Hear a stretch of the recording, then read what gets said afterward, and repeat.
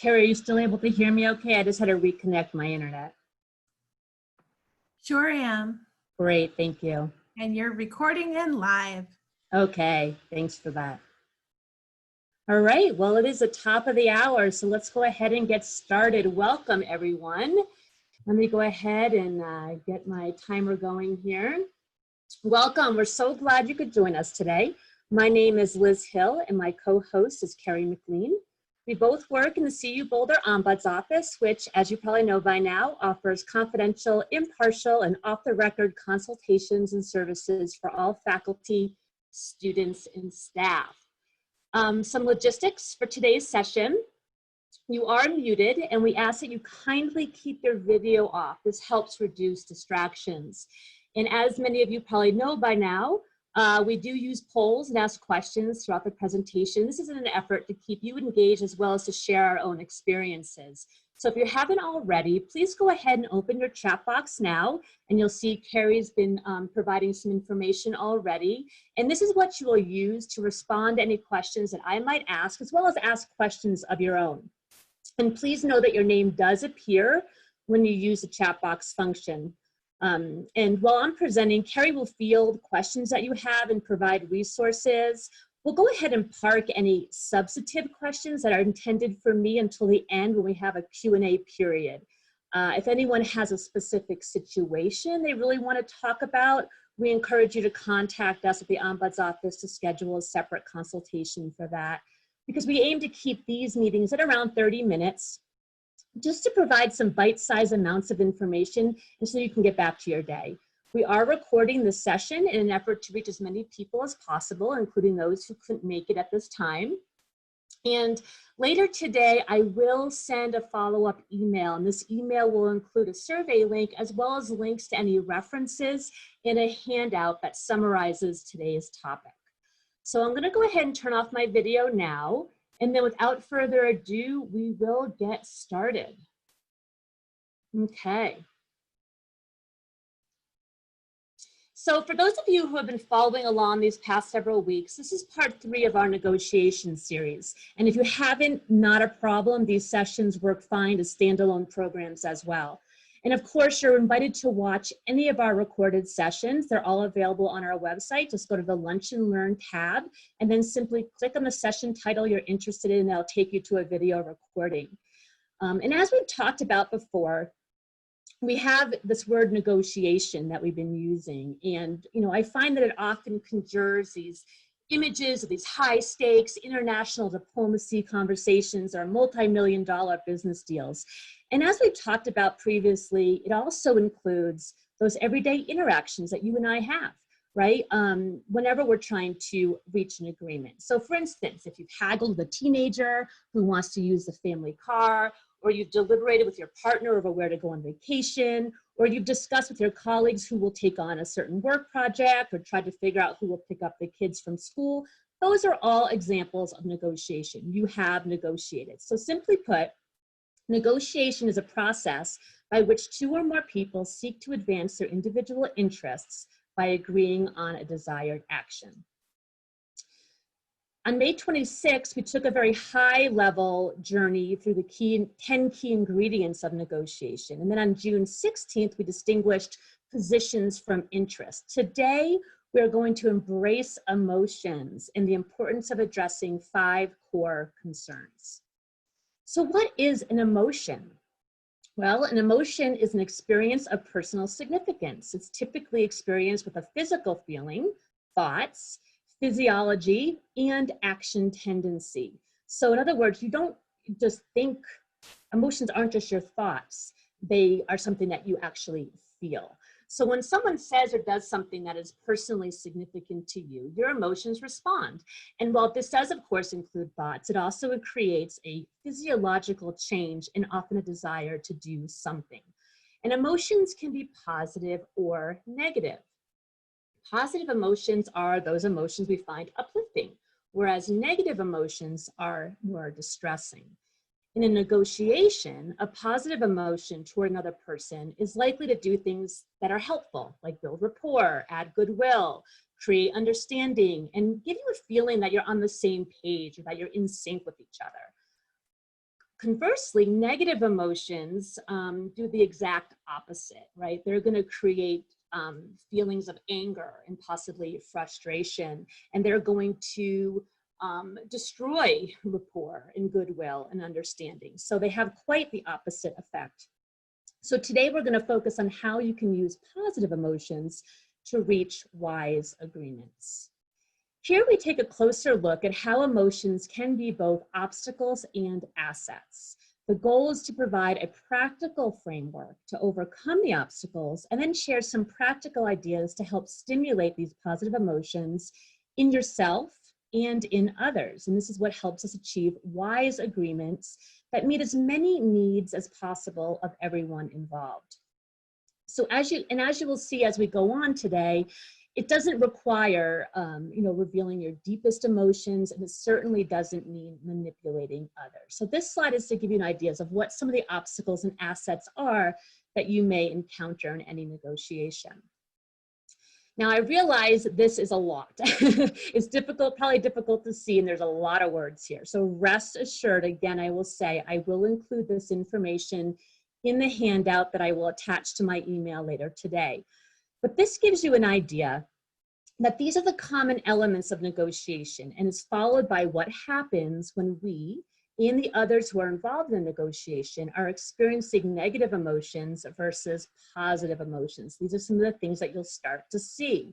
And the point here is to help illustrate that, illustrate how negative emotions tend to create those obstacles to a negotiated agreement, while positive emotions can act as an asset to a negotiated agreement.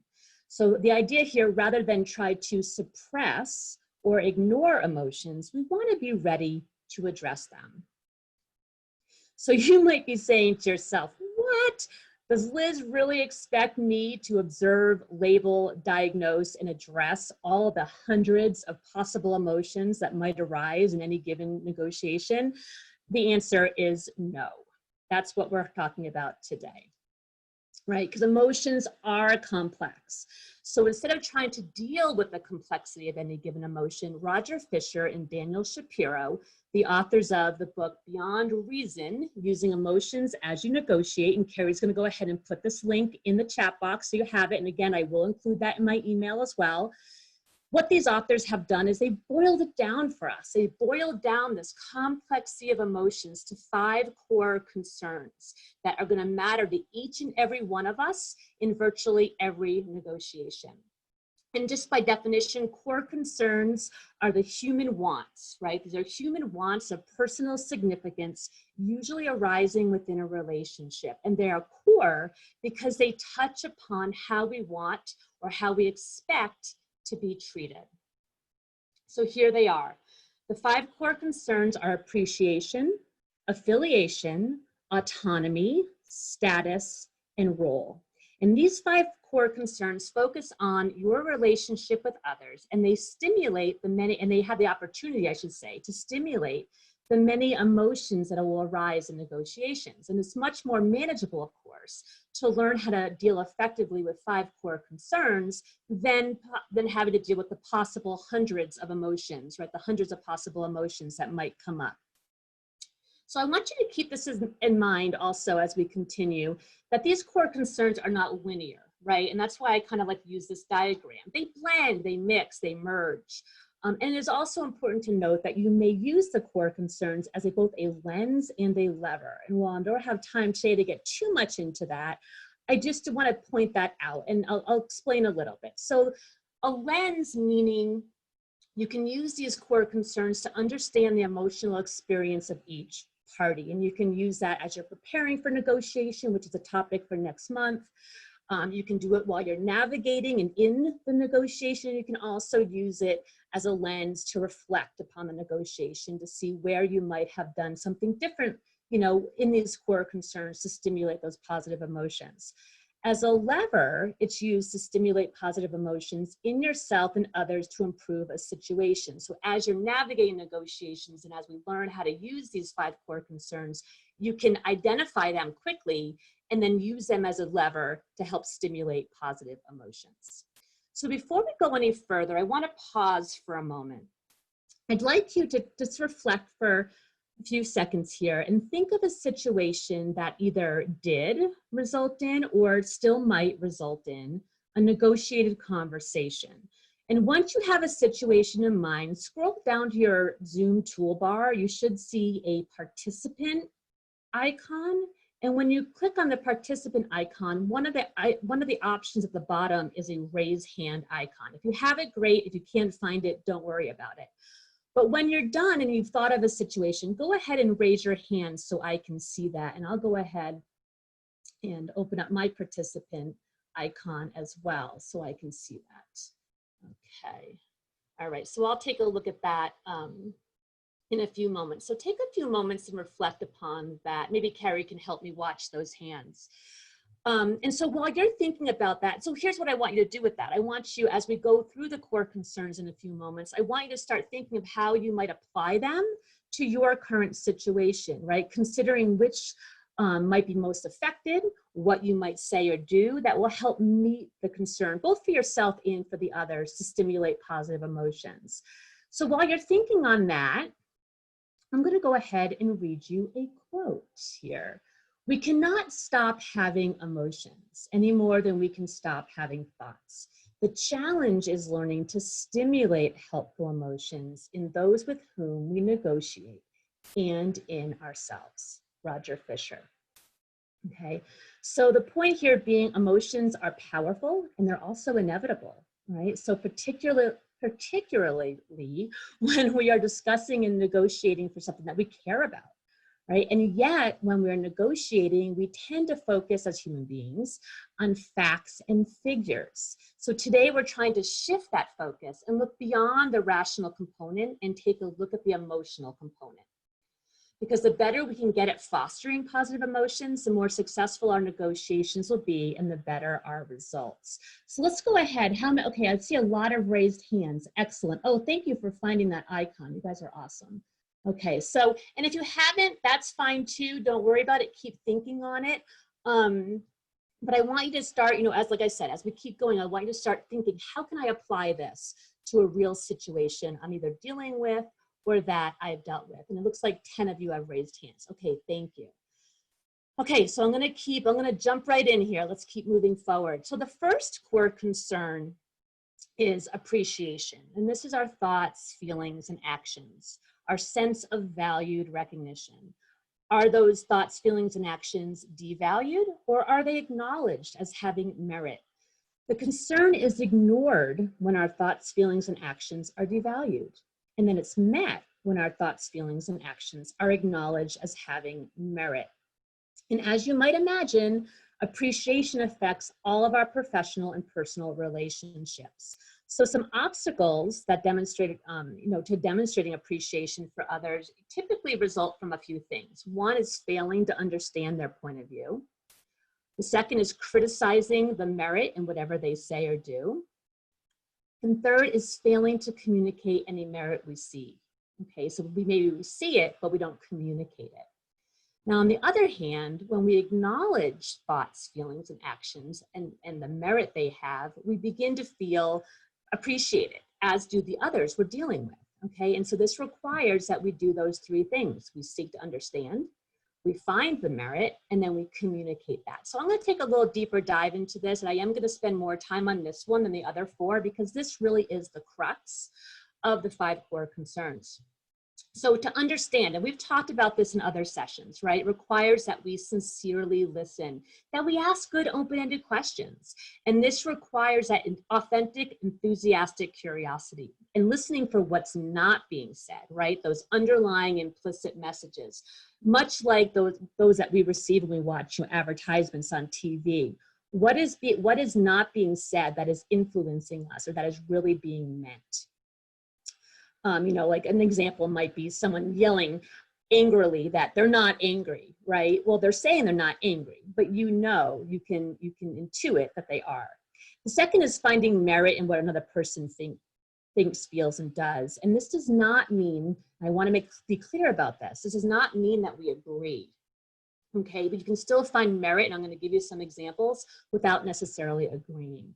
So for an example might be, I find your arguments persuasive. Doesn't mean you agree with them, but you find them persuasive. I admire the pride you put into your work. I value what you do around here. Okay, so that's acknowledging merit. And then communicating that, reflect back what you hear to demonstrate you've listened and to ensure also, this is very important, that you've heard their message accurately, right? And we could talk all day about that. Being honest, right? Being direct and kind, using affirming tones, and offering, how upset you might be if this was your situation or if this had happened to you. And don't forget to help others appreciate you. That is equally important. It's not always obvious to other people. So you have to help them understand your point of view, making sure it's a good time for them to listen to you, tailoring your message in a way they can hear it. And HR has some great programs on effective communication to show how our norm, how we typically show up and communicate is not necessarily how others might. And so learning how others communicate can be helpful in us in adapting our messages. Help others find merit in what you think, feel, or do by asking them to find merit in your point of view. For instance, I'm not sure I'm being clear. Why do you think this is important to me? Or perhaps draw on a metaphor that resonates with them. For instance, I feel we are trying to swim upstream. How can we make this easier for both of us? Those are just some simple examples. And help others hear your message, right? Have a few big points, ask them to reiterate what they hear you saying. And remember to appreciate yourself, right? You cannot control the actions of others, but you can control the ability to appreciate others and to appreciate yourself. So as I mentioned, this is probably the most important of the 5 core concerns because we are all emotionally rewarded when we are appreciated for who we are and what we do. Okay, I'm noticing the time, so I'm going to keep moving here. The second core affiliation concern is affiliation. And this describes our sense of connectedness with another person or group. And the concern is ignored when we are treated as an adversary or kept at a distance. And the concern is met when we are treated as a colleague. So typically people want to belong and feel a connection with their colleagues at some level. And when we feel affiliated with one another, working together and negotiating becomes that much easier. An honest connection can help build loyalty, trust, and motivation, which all help identify mutually satisfying agreements. So affiliation, if you want to kind of visualize it, is really shifting the energy from a me versus you conversation to a we conversation. It allows you to work side by side and address the issues. So some ways you can increase affiliation might be meeting in person rather than phone, computer, or email. Now, of course, given our COVID-19 restrictions, for now, video conferencing is probably the next best thing. Discuss things you care about. Consider giving space to bring you closer. Sometimes people need space to think, to consider, to reflect. Keep in contact, right? Be a steward of your relationships. Hold private meetings. People are often more honest, candid, or willing to cooperate when it's one-on-one versus other people who can hear and see what they're saying and doing. And remember to check your head and your gut to avoid being exploited. Sometimes close affiliations can leave us feeling like we're being taken advantage of, but you can avoid that and you can mitigate that by using your head and your gut, right? Protect yourself from being manipulated by affiliation. And this will also help you improve the quality of your decision-making. The third core concern is autonomy, and this is our freedom to make decisions without the imposition from others. Right? This concern is ignored when our freedom to make decisions is impinged upon, and it is met when we respect each other's freedom to decide for ourselves. So in other words, am I telling you what to do, or am I inviting you to offer advice and share perspective? When we impinge on another's autonomy, we often may derail the negotiation, right? Because we're reducing trust, we're causing others to instinctively reject our ideas, even if they're good, even if they're rational, and negate any efforts to implement an agreement. So here's an example. You walk into a meeting and you place a proposal on the table saying, here it is, take it or leave it. Likely that other person is going to leave it. Why? It's a perfectly reasonable and rational proposal. But that has nothing to do with it. They aren't leaving it because of the merit or the rationality. They're leaving it because of the approach and the process. Their autonomy was not respected, right? It was impinged upon. The fourth core concern is status. And this one's, comparing standing. You're comparing one standing to standing of others. And in any given situation, there's likely a power dynamic of some sort. Someone is up and someone is down. And given most of us here today work in a hierarchical university, I suspect, you could probably relate to that. So status is ignored when our relative standing is treated as inferior to that of others. And the concern is met when our standing is given its full recognition. Now, here's what I want to point out about this. Regardless of our titles or our official authorities, we all have areas of high status. This comes from our strengths. And the more we continue to develop our own areas of expertise and achievement, this will allow us to improve our standing and also allow us to acknowledge the status of others without any cost to ourselves. So we want to use status to stimulate positive emotions in ourselves and the other person. Acknowledge each and extend respect, because when we extend respect, it often makes them respect you. These emotions, believe it or not, are contagious. So here's an example of a situation between an employee and a boss. And I do realize we're at the 20-minute mark, but I'm going to go ahead and provide some more content before we go to Q&A. An employee has concerns regarding office morale and engagement. The boss outranks the employee in terms of decision-making authority and managerial experience. But perhaps the employee outranks the boss in terms of understanding those day-to-day operations, right? The particular tasks that are necessary for the success of the department. So the employee might enter that conversation saying something like, I have a lot of experience with X, right? Whatever that is. You have tremendous amount of management experience. Is there any way I can brainstorm with you some possible ways to improve office morale and motivate junior employees, right? You're getting it into that let's work on this together conversation. And then finally, the fifth core concern is having a fulfilling role. And this is a label, right? And then any corresponding activities that are expected for that role in a given situation. And this current concern is ignored when your role and its activities are not personally fulfilling, or your role in the negotiation is not meaningful. But the concern is met when roles and activities are fulfilling. So making sure everyone in the negotiation has a meaningful role. You can craft those roles that allow you to work together. And these are typically going to be temporary roles for the purpose of the negotiation. And they might include things like devil's advocate, collaborator, maybe even competitor, accommodator, problem solver, brainstormer, etc. So, maybe you go into the negotiation and try to help create fulfilling roles for your negotiation partner by saying something like, let's sit down and problem solve together. Or I have something I want to run by you, and I invite you to play devil's advocate. So those are just some examples. Okay, so here's another quote I'd like to share, and I want you to still, if you haven't been, think about how those 5 core concerns apply to one of your situations. But in this quote, the difference between having a core concern ignored or met can be as important as having your nose underwater or above it. So in other words, when any of our core concerns are not met, we may feel as if we're drowning, right? We're going to feel alone, ignored, unable to breathe. And those emotions and that are going to have, you're going to have a response, right? And you're going to be more prone to adversarial behavior, because your emotions are responding. On the other hand, if you feel appreciated or affiliated, then in the same scenario with the swimming, it's as if you're swimming with your head above water. You can breathe easily, you can look around, you're free to decide what to do, where to go, and you experience positive emotions, right? Which is going to make you more prone to cooperate, to think creatively, to be trustworthy. And this is true for others.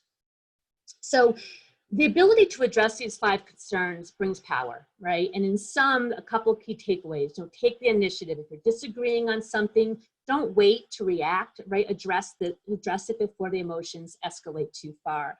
And address the core concerns. Appreciate others, right? Build that affiliation. Recognize that everyone wants autonomy. Acknowledge particular status, right? Areas of expertise. And create roles that foster working together. So as you consider your next negotiation, think through these 5 concerns. How might you feel about these? Which one might you try to address for the other person? At the very least, you can go into the negotiation feeling good that you already know 5 things about the other person, right? Whether you've met them or not, you know they want to feel appreciated, you know they want autonomy, you know they want to feel an affiliation, they want to have their status respected, and they want a fulfilling role. So I'm going to go ahead and put a poll up now just to get a sense of how things are going for you. And the question, or not, the statement is, I was able to apply or start applying the 5 core concerns framework to one of my situations. Yes, no, or not sure. All right, I see some coming in. Oh, excellent. I see people are really starting to be able to apply this. That's wonderful. I'll give you a few more seconds. And as we're doing this, if you're done, feel free to use that chat box. You know, we can all learn from each other. Share one of your takeaways from this conversation or this presentation and how you might apply it, you know, if you're comfortable doing that, so that others can see, you know, how you're processing this and share, you know, see your thoughts as well. Wonderful, thank you. So of the 15 people who responded, and I'll go ahead and share it, of the 15 people who responded, 100% said they were able to start applying these 5 core concerns. Well, that is music to my ears, so thank you for that. So while you're using the chat box to share with each other, I'm gonna go ahead and just take a moment and just remind all of you, you know, if you do wanna talk about this more, or you do have a situation you wanna, you know, think through, call us. We're open for business. We're offering phone and Zoom consults. And of course, we also invite you to follow our blog and follow us on Twitter. Now, before I go to the chat box and open it up for questions, I want to remind everyone, because I know people need to jump off. First of all, thank you for being here today. And I want to remind you that our next Small Bites, Big Impact Lunch and Learn is July 2nd. And the topic is Choosing to Grow in a Divided World. And Carrie McLean will be leading that presentation. And I also want to mention that our Tuesday Lunch and Learn series is actually going to start offering 5 more sessions of staying in conversation about racism. What can I do? And that, for those of you who attended last week, is with Kirsi Aline and Professor Donna Mahia. And those are going to take place on Wednesdays from noon to 1, starting on July 8th. And those will be each week, ending on August 5th. And all of that you can register for on our website. All right, so let me go ahead and pull up the chat box. And again, for those of you who do get to jump off, I realize we're at 27 minutes already. Thank you. We appreciate you taking the time to join us. We're thrilled that you're part of our community.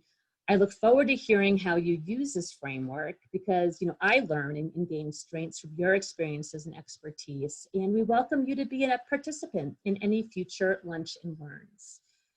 Okay, so Carrie, thanks so much for adding some of these links on here. I'm looking at the chats. Okay, you're welcome, Ingrid. You're welcome, Alexandra. I don't, unless I'm missing it. Do I have a question? Liz, I apologize for talking over you. Yeah. It looks like Ava said something. She said, this really resonates with some of the skills for crucial conversations. Yes. And then it does, Ava. Yes, absolutely. Go ahead. And Alexandra said, appreciation is really important, especially if your relationship with a person is complicated. So true. I mean, well, you saw, Alexandra, if you're still here, and I'm going to go ahead and turn my video back on if I can get my toolbar to cooperate with me here. You know, you probably saw earlier, you know, that is probably of the 5. They're all important, don't get me wrong, but appreciation is at the core of all of them, because without appreciation, it's really difficult to connect, to build that affiliation and whatnot. So it is really important. Thank you for pointing that out. You know, and it can be appreciation for everything and anything, right? You know, if we look, right, we'll find things that we appreciate in everyone. And so acknowledging that, right? Communicating that. All right. Carrie, did you see any other questions come in? I'm not seeing any on my end. I'm not seeing anything else right yet. Okay, thank you. I'll stay on. If I know people have to go, people are busy, but I will stay on. We've got another minute or so. Happy to talk more. Answer questions. And of course, if you've got a situation you want to think through, call us. Let's schedule a consult.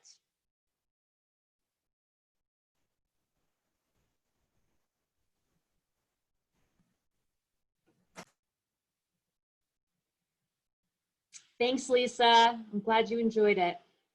I'm just commenting to the comments as they come in.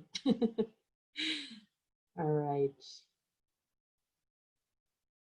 Wow, no questions. I was so prepared for all these hard questions I was anticipating. All right. Well, I so appreciate you all being here. We look forward to doing these each week and seeing you. Oh, is the book the one from 2005? Excellent question, Elizabeth. Hang on. I've got the book right here. Let me see what date.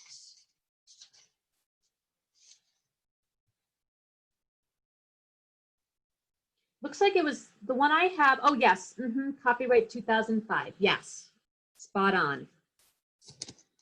And I think Carrie sent the link, I know, but I'll go ahead and put the book up just so you can see what it looks like. This is what it looks like. And as you can see, it's a very quick read. It actually looks even longer than it really is because of how they divide up the content. So it's a really great read. I encourage it. All right, well, we're at the 30-minute mark, so I'm going to go ahead and sign off. Thanks, Carrie, for your support. I appreciate it. And we'll see you all next week. Take care.